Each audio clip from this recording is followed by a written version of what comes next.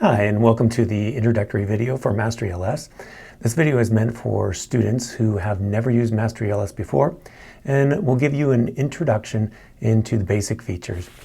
To begin with, you want to navigate to the URL MasteryLS.com. This is the place where you can access all of the classes that you've been assigned. And then you want to log into the system using your BYU ID. So this will be like your BYU Net ID. Followed by byu.edu. This will send a one-time password to your email address. Once you've received your email, you'll notice that there is a 6-digit code. You just copy that code and paste it over into the edit box for the one-time password and push the verify button. By using your BYU email address, this associates your MasteryLS account with your Canvas account, and that's a crucial part. So make sure you use your NetID followed by the @ and then byu.edu in order to log into MasteryLS. Here you can see I'm already enrolled in 3 different courses. If I hadn't been enrolled in them, so for example, if I destroy my enrollment here, I can come down here and find the course that I actually want to join, which in this case is Advanced Software Construction, which is BYU Computer Science 240. Now that I'm enrolled in it, you can see my progress is listed here. Haven't done anything with it since I just enrolled in it. And I can click on that to actually enter the course. So here I'm greeted by the home topic, the first topic in the actual course. You can navigate on the left here to actually go to any of the topics that you desire. You can also see that you can search. So if I wanted to find something, for example, on object-oriented programming, it will show me all the different topics associated with object-oriented programming, and then I can navigate directly to them. Heading back to the topics list, I'm going to go to the home topic again. Now, I want to draw your attention to the buttons up here on the right. The first one here that's showing here will happen if this course has been linked to Canvas. So this is the instructor icon. Secondarily, if you are enrolled in the course with your same BYU Net ID that you logged into MasteryLS with, you'll see a little green dot there. So this icon here shows that the course is linked to Canvas for reporting grades, and then second of all, that you are currently linked as your student account to there. So anything you do in MasteryLS will be reflected in Canvas. Now I can go ahead and click on that and it'll take me right over to Canvas.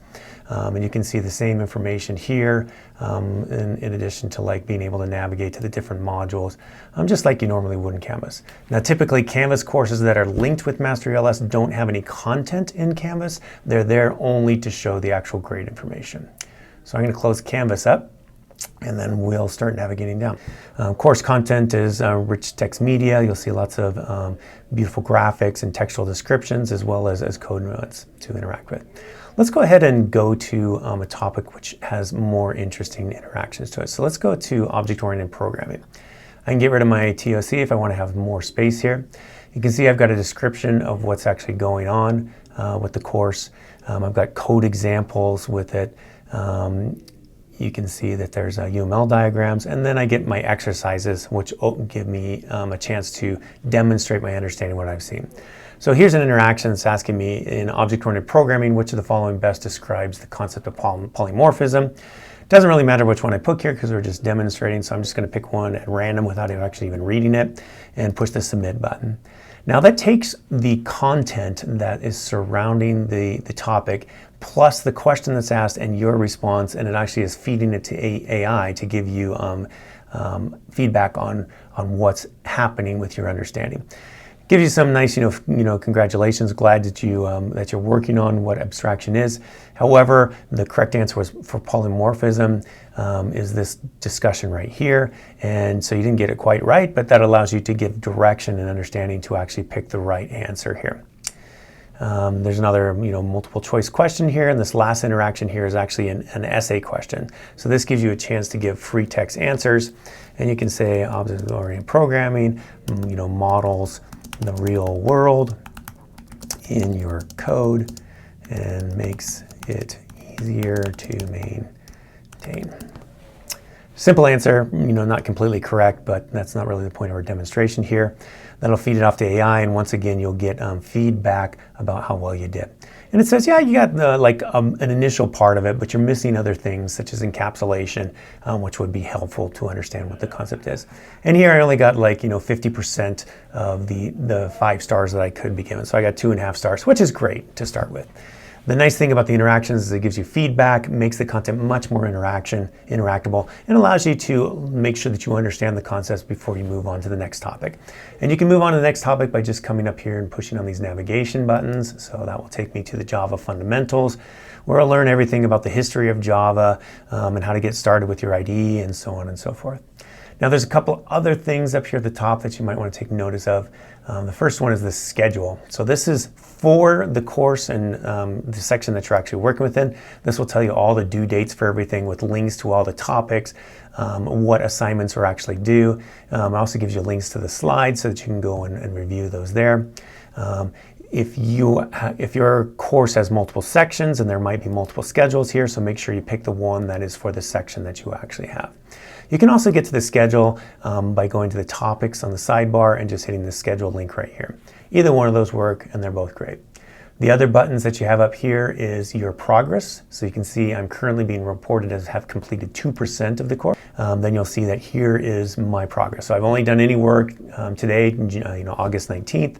You can see that I did 100% of the home topic. I completed the interaction there on that right there. If I scroll down, then I can see I also did 12.5% of the work for the object-oriented programming thing. And I spent 2.5 minutes actually working on it. So that gives you a feel of how you're doing with the course, where you are with it. And if your instructor has set up the interactions to actually be recorded as grades in Canvas, this information will actually be associated with one of your assignments within the Canvas document. The last thing that I'd probably like to show you is the discussion button. So when you push on the discussion button, that's going to allow you to actually have an AI conversation. Now, the AI understands all the content of the course, especially the topic that you're actually currently looking at right now. So I'm on the home topic, and I can ask a question of why do we use Java instead of, Rust, for example. And go ahead and hit the button. That will head off to chat, and you'll get an AI answer here, which shows us some of the reasoning. So I'm glad you're exploring the home topic. Java was often chosen over Rust, and it says for these specific reasons right here. Compares the different syntax between the two, and then allows you to continue the conversation if you want, or you can save this off as a note. So if I save this off as a note, then over here on the Notes tab, it will remember this thing persistently. And you'll also notice that over in the TOC, I have an icon indicating not only have I finished the topic, but also that I have a note on it. Now, here's a good time to also show you the progress bars for each one of the topics. So this empty progress bar means I haven't done anything with it. This one right here is half filled out, so that means I've partially completed it. When you complete it completely, then you get the nice little check mark badge going on there. So I've shown you lots of things, how to log into MasteryLS. We've shown you how to navigate the TOC, how to do searches, how to use the discussion feature, how to use notes, how to associate or to look at your grades within Canvas, and also how to use this schedule. We hope you enjoy this brief tutorial and that you have a great time in your class.